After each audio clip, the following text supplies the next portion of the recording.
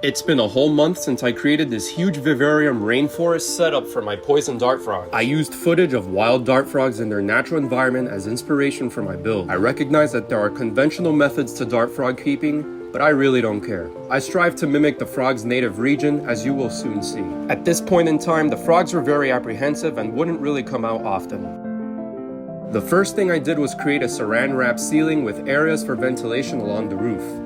This ensures that humidity inside the system is at a constant 85% concentration. All species of plant I have added have displayed a crazy amount of growth, providing tons of areas and obstacles between all of the inhabitants. The tiny double-duty propagations I put a month ago are starting to reach for the ceiling.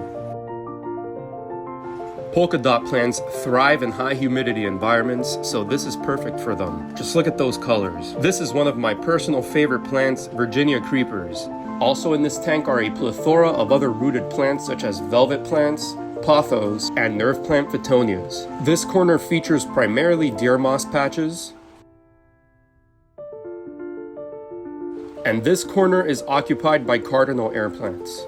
And this dude. The front of the setup features mostly fern mosses, while the rear is carpeted in leaf litter. Small fruit slices attract escaped flies and serve as feeding stations. There is a misting system installed, but it only fires off once a day. This ensures that the entire setup has time to air and dry out between mistings. This is what it looks like after it fires.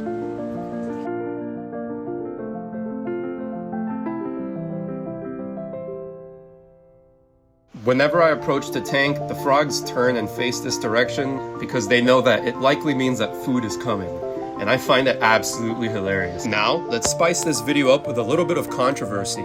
In the center, I included a shallow pond.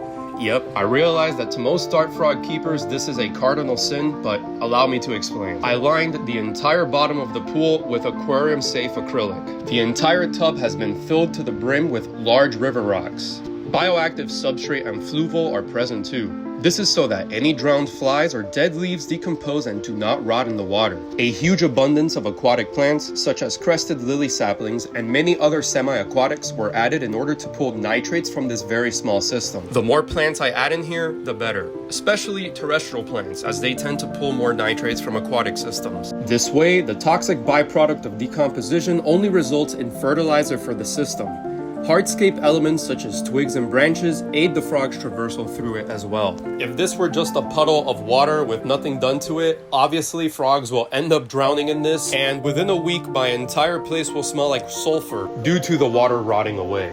And neither of these have been the case. In fact, the result was a bioactive, safe water feature that is frequented by all residents of the tank. They absolutely love it. Underneath this pool is a low-powered heat pad. This produces a steady, managed level of humidity emanating from the pool. The only maintenance is topping off the pond every few days. The frogs also use this as a feeding station due to the amount of flies attracted to this area as well. Not only is it very aesthetic, but it also mimics their environment. In the wild, these frogs can be found in the southern part of Suriname, where it rains about 2,200 millimeters per year. That's over 7 feet of rain. Do you genuinely believe that this frog would have never encountered a puddle of water in its natural environment? In fact, in the wild, they're found living near streams in isolated pockets of subtropical jungles. If you just add a puddle, expect drowned frogs. If you go the extra mile, expect happy frogs. Anyways, let's leave these pool enjoyers alone and see what the terrestrial frogs are up to. You could see that the fern moss is starting to reach for the skies, and that velvet plant cannot get any more purple. These frogs have been an absolute joy to keep. It was very interesting to see them slowly gain confidence and even lose fear of being out in the open. This here looks like a scene straight out of Avatar. They climb up every single obstacle and have gone under every canopy. I believe that they are even starting to catch on when feeding time is, as they will approach the front of the tank. It's very rare to see them all out at the same time other than feeding time. The only area of the tank that I've seen multiple frogs roosting in is near the pond. I have been keeping a very close eye on each and every frog, making sure that they're gaining weight and size. And it makes me very happy to report that they are all plumping up just fine. And I will be honest, I didn't think that these frogs were ever going to warm up to me, but they're not afraid at all. In fact, I can even put my phone right over them like this, and they don't seem to mind whatsoever. Stay tuned for more updates and builds. I hope that you enjoyed this video, and thanks for watching.